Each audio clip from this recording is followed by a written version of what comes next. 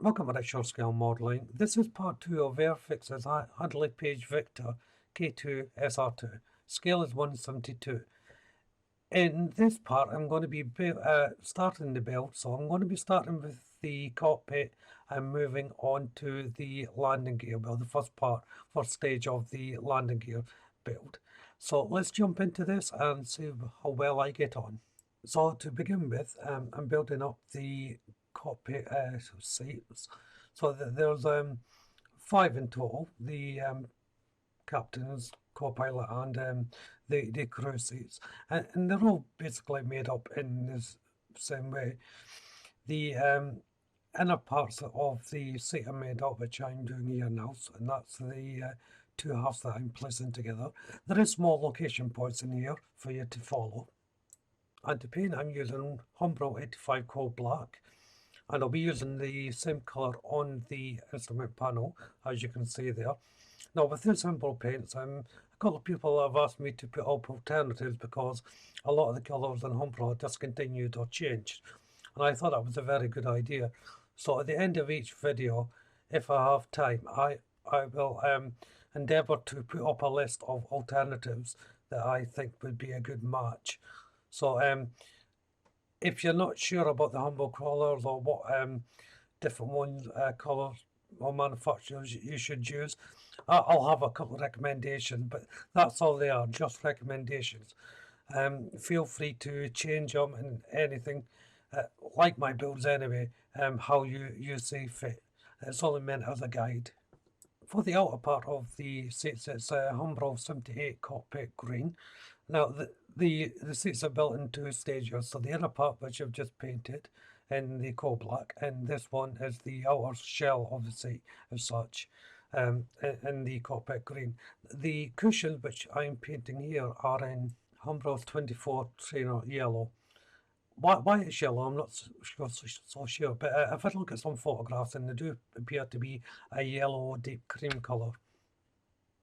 Then I'm using Humbrol 129 US Golf Grey, and this is for the bottom section of the instrument panel. This instrument panel is the navigation one, so the one that sits back from the cockpit. Sorry if I didn't make that clear. Well, there's a table that goes on to that, and that's Humbrol 70 brick thread I'm painting. And for the base of the cockpit, it's Humbrol 56 aluminium. And I'm just painting this roughly. I'm not putting any finesse into it at this stage. A lot of this you're not going to be able to see anyway. Then it's back to the seats, and I'm using Humbrol 52 Baltic Blue, and this is for the seat belts on the seats. So the seat belts are molded into it to paint.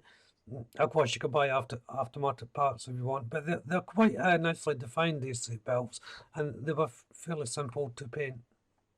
Then it was over to Humbrol 62 leather for the back cushion on the seat. And once the two sub-assemblies were painted for the seats, it was just a matter of placing them in, and it just pushes on into the main exterior. There is a couple of little location points to guide you in. Shouldn't have too much trouble here. Then once they were in, I was able then to place in the seats. I found these quite a tight fit, so they took a little bit of manoeuvring to get them in place. Next to be attached was the table that I painted in onto the instrument panel for the navigation centre. And then I fitted the whole bulkhead to the back of the floor section of the main cockpit.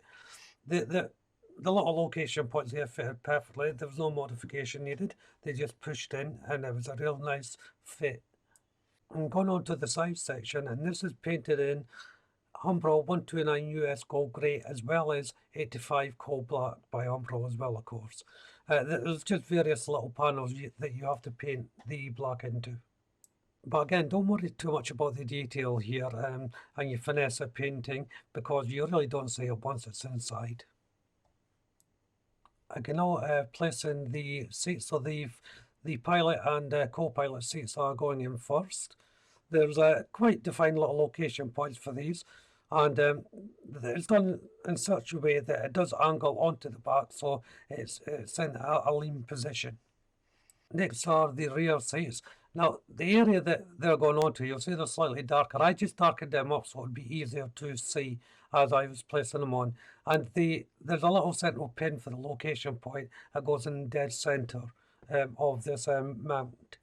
Next are the side panels. Make sure you line these up, because if you don't line them up properly, you will find it difficult to fit onto the fuselage. But saying that, you really shouldn't have any too much difficulty with it. Onto the front landing gear bay, and these are getting painted in the same way as the cockpit, so it's Humbrol 56 aluminium and 85 coal. Here I'm just painting the side panels too, but it's all painted in the same way. But the predominant colour for these sections is the aluminium, and the black, the coal black, is just for highlighting certain areas. I'm then going over everything with Tamiya's Weathermaster Series C and the burnt component to this one, just to give it a bit of weathered look and texture, but only a light dusting really. The landing gear strut is the next thing to make up. There's a couple of parts to this.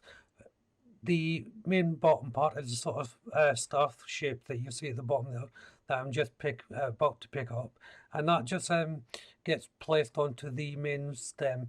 There's very, very small location points for this, so be careful when you're putting it together. You don't want any weak points when it comes to putting the wheels on. And then it's time to put in the side walls of the compartment. Now, the instructions say to put in part of the support piston bar for the strut. I decided to put that in after I put the sidewall in. It just made it a little bit easier for the actual assembly itself. It just helped to guide it in and anchor it completely, because as I said, this is going to be the front landing gear, so there's a bit of weight it's going to be leaning onto this, so you want to make sure it's completely in its housing before you put any weight on it. And then the main strut itself can get pushed into position. A little bit tricky this, just because of the size.